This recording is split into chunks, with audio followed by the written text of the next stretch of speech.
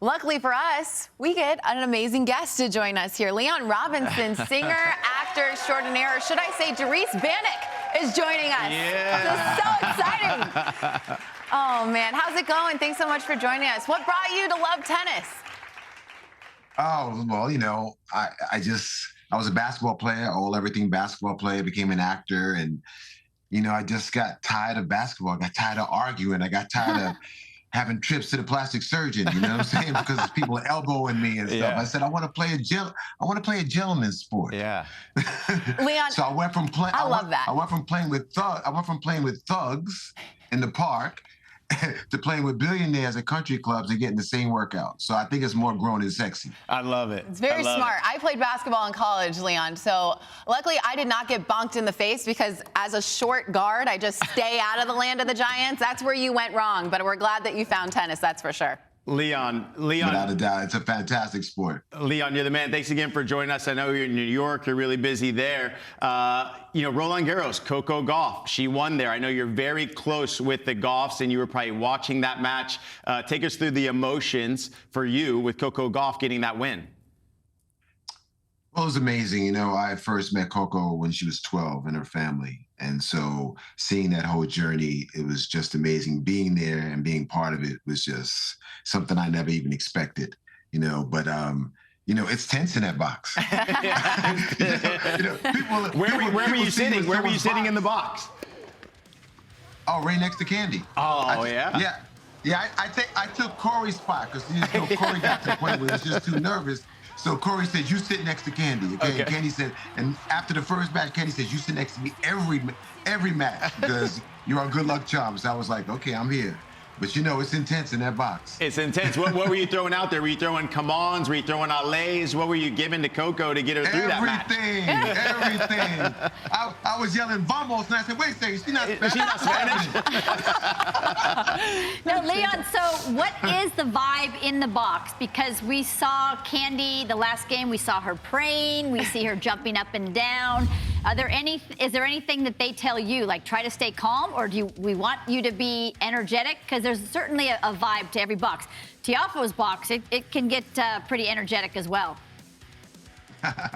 No, there's nothing being said. It's just be there in support, and just root her on. What was that moment? Actually, yep. That moment when she won, Candy got so excited she actually kind of lost it, and I caught her right before she fell. You caught her when she fell. Yeah, she was about to hit the ground. Luckily I was there and I caught her. I think her head she got lightheaded, from all the excitement. Yeah. So, but yeah, it was just a fantastic moment. And Roland Garros, here we are again, winning it there, but winning it at home in U.S. Yeah. Your first one, you'd never forget that. Leon, how do you compare tennis along with the acting and being a musician as far as the discipline, the work ethic? What do you see amongst these top athletes that just really impresses you? The discipline, the amount of hours on the court, I call, play, especially in Grand Slams, I like modern day gladiators. Yeah. They walk into the arena with just their stuff, no coaches, no one carrying their bags. And sometimes 4, 5, 5.5 hours later, they got to figure out a way to win. In this last match, we don't even need to talk about that. I don't even think they took a bathroom break, did they? Nope. What'd you think of that match? 5 hours, 29 minutes, no bathroom break, no physio break, nothing. What'd you think of that it was quality? Just amazing. Unmatched. I hadn't seen quality like that since, we saw the big three playing. And it was just, what was so amazing to me was that even though Sinner, who had not dropped a set the entire tournament and has match point, triple match point, loses his first set and goes on to lose the next two, but never dropped in his quality of tennis. Yeah. It was amazing. Well, Leon, it was amazing. Leon, we see you performing here, and we know for Coco, let's say Alcaraz Sinner in the finals of Roland Garros, there's nerves that are involved. Do you ever feel nerves in moments like this? And if you do, for tennis fans, how do you deal with nerves? How do you recover from those moments? Well, it's a little bit, it's different being a performer.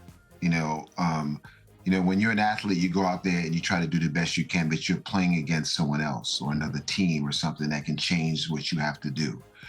When I'm on stage, whether it be acting or singing, I know what I'm going to do. I prepared myself to put on a show to do exactly that. And that's what I'm going to do. So at that moment, I'm not really nervous or scared. I'm more about, you know, I'm happy. Yeah. I'm happy. I'm like, okay, now I get the chance to do my thing, because you should know that in acting and singing especially, you go through all this stuff getting ready for just that hour and 45 minutes that you're on stage. Right. You know, and in film, forget about it. You wait around and then you do your scene and then you wait around even longer.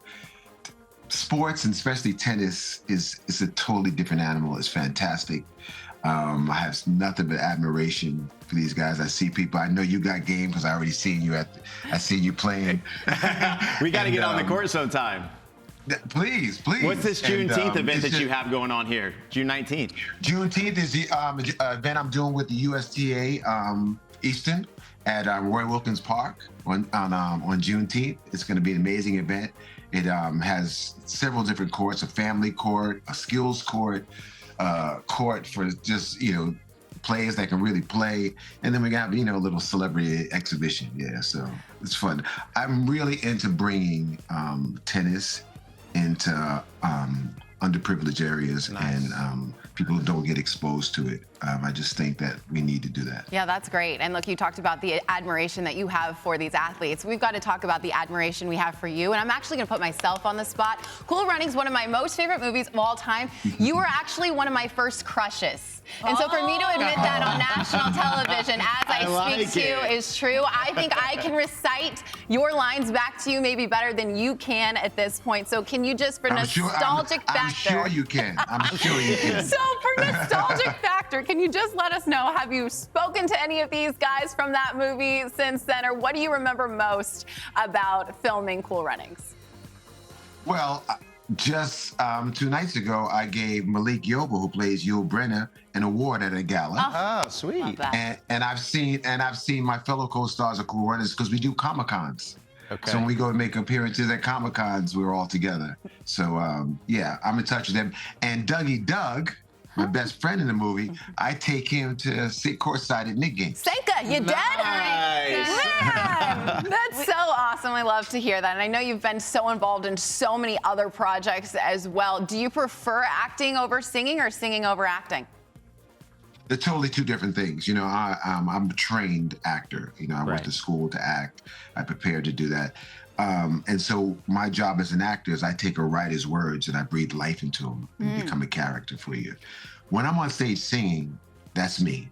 Those are the songs that I wrote. Those are the songs that I want to sing. It's the message I want to get out. So it's entirely two different things. I love them both equally. Leon, I want to compare tennis with your acting, because as an athlete, as a professional athlete, at least I did, I went into where I was picturing what I was going to do, visualization before I went out on the court. I wanted to be in a quiet place so that I was ready for anything when I went out there to compete. What is it like for an actor, at least for you, when you're going to be doing an acting job? Do you have to get into that character? Do you have to be quiet beforehand? What's the mentality? Yeah, I mean, all of those things. You know, there's a thing called a moment before. So before you act, even when you're there in places, you have that moment before where you completely are concentrated on what you're supposed to do, who you are. And for me, it's more about who I am. I like to embody my characters, like to become my character. So therefore, I don't really have to act. You know, I am that person, you know, and most times when I'm on set, I only like to be called by my character name, because I want to get used to hearing that name and turning to it and acting the same way I would as if you called me Leon. Yeah. And so, yeah, that's for me. There's a lot of preparation, you know, into preparing for your role and being able to convince people that you're someone that you're not. I think the longer you act and the more fans you have, the harder it is. You know, people go, oh, that's Leon. No, I'm not Leon. Okay, in this particular show, I am Cedric, okay? And I'm married to her, and I don't have a baby with so-and-so, you know? And it's been crazy. I mean, I've done plays where I've gone on stage in a totally different, character, totally different situation, and someone to jump up and say, "Oh, just sing." like this is not that show. Yeah. Okay. Yeah. Leon, we're so lucky to have you because we've had different people from NFL, NBA. We've had Reggie Bush, Larry Fitzgerald, and I love to talk about the mindset. I love to talk about what's your why, what motivates you to be the best singer, the best musician, the best actor that you can be. Because a lot of these tennis players, they have to dig deep to find their why in a 5-hour match. What motivates you day in and day out? Just being the best you can be. My number one motivation in my acting has always been that I want to do memorable work.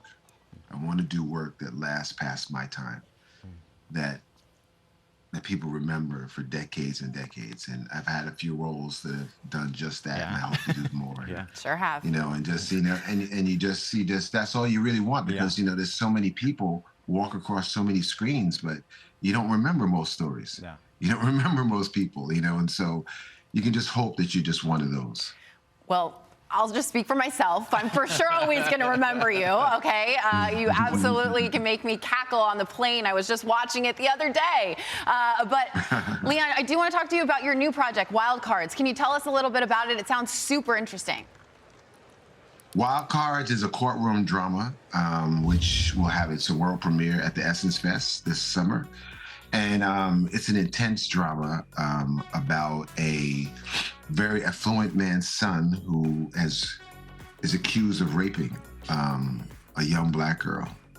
And the very affluent man gets very smart and hires the best attorney who has not lost a case in over 25 years. And he also happens to be Black. And it's a very interesting case with a lot of twists and turns. And I hope you get to see it. I'll definitely be tuning in. What's been your most favorite, most memorable film that you've worked on? We've been talking about Cool Runnings and now Wild Card, but if there's something that stands out to you? No, I mean, whatever one that you like the most, that's my favorite. I also love Get Rich and Die Trying. I also love Above the Rim. Like, how long you got, okay? How long you got? We just got an overall fan. The thing is, what I tell people is that I tell people that all the time because I don't watch my movies. Other than the initial time when they come out or whatever, I don't watch because I start to pick myself apart. I start to get too critical. I'm like, why you roll your lips like that? What's wrong with you? Perfectionist. So I just leave it in people's hands, and people want me, oh, you say that line again? I'm like, you say that line way better than me because you have been watching it and practicing that line. I am like on to something else. Leon, I loved watching you sing and so dance. good. I mean, that to me would be a dream come true if I could ever do that. We got to get him in the studio and perform here on Second Serve one of these times. Yeah, and Nick asked if you were nervous. You did not look nervous let's at make it all. happen. But Leon, I wanted to ask you, what's that like when you have all of those people singing along with you and you're just up there and enjoying yourself? That's got to be a surreal. Well, I know you've done it thousands of times, but to be that guy just enjoying yourself and making everybody enjoy themselves as well. That's the key. You just said it right there. People have fun when they see you having fun. Yeah. So when you see my band, Leon and the Peoples, we are having fun. We're interacting, we're interacting with each other. We like that's it, and you can't help but go like, "Oh right, yeah, let's have fun too." I want to do that. And so that's really what. Yeah, that's cool. Because what I like to do is I like to be the type of performer that I'd like to see. Yeah. I like to have a reason to look up to the stage and not just hear the music. Well, Leon, we've got so many fans of yours that are watching this show right now. You were just talking about how you were in Coco Gauff's box during the final. It's the build-up right now to Wimbledon. So when are we going to see you back out there? Are you going to Wimbledon? Are you going to be in Coco's box? What's the next tennis schedule for you? Because when we spoke a couple days ago, you said you were just on the phone with Coco Gauff trying to figure out where you were going next. Right. So, no, I won't be in Wimbledon. I have a few. Yeah. Yeah. Well, just between you, me, and the world, I do have another job. Okay. I love when Nick calls it your tennis schedule. We need the tennis schedule, Exactly. I mean, I already tell my managers and agents that I cannot work during the U.S. Open. I don't think I could tell them anymore. Yeah, okay, that's for sure. But I'm aiming to see them in Montreal or Cincy. Okay. But I'm aiming towards Montreal because I think that's going to be a little bit more fun. Yeah. I'll be there, Leon. I'm going to come say hi to you, buddy. And I'll be in Cincinnati, so come to Cincinnati too. Please. Yes. Let's I'm dance gonna try. together. I'm gonna try. I like it. Love to Yes, see it. whatever. Let's get it in, baby. Let's get it in. Leon, the very last question I have for you is just because you have that athletic background and we talk so much to these players about what life could look like for them after tennis. How do you think being an athlete has helped you in your professional career? It prepared me for the crowds. It prepared me for interviews. It prepared me for being in the spotlight. I think that's the one great thing about athletics and going into even what you do. You're used to being on camera at a certain point. It's not your first interview. It's not the first time that you have the camera in your face. I think, a lot of people become very self-conscious and nervous. But I think in athletics, you get a chance, especially now, kids growing up today. I mean, cameras are in their face from a very early age.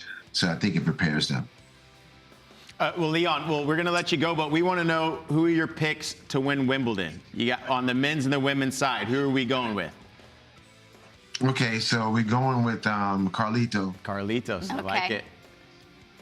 We're going with Carlito.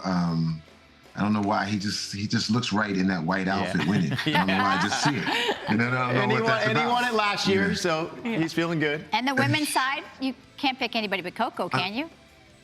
No, I can't. You can't. I can't. Yeah. I'm really trying to figure out why you're asking me that question. She's got all the. She's ready. She's ready for it. He cannot say Sabalenka. Yeah. That is one thing he cannot say is Sabalenka. Hey, and Leon, before we let you go, I know Danny really well, and I've done a lot of interviews with her, and she has never declared that she had a crush on anybody Yeah, that's the first time. besides you.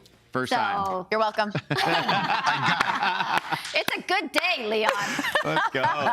Leon, thank you so much for hanging out with us. It was obviously a career high for me, but I do appreciate it. All of our listeners and viewers, I'm sure, appreciate it as well. Thank you. Well, let me tell you something. I want to let you know something. It's a highlight for me too. For being someone who loves tennis as much as I do, to be on the Tennis Channel with you is truly a pleasure. The next time we have you, you're going to be in studio on set with us, buddy. We got to get you here, calling some matches with us, talking tennis. Oh, I love that. I can't wait. And producers, can you cut that clip for me, please, so I have it forever? Thank you so much, Leon. We appreciate it. Thanks, Leon. All right.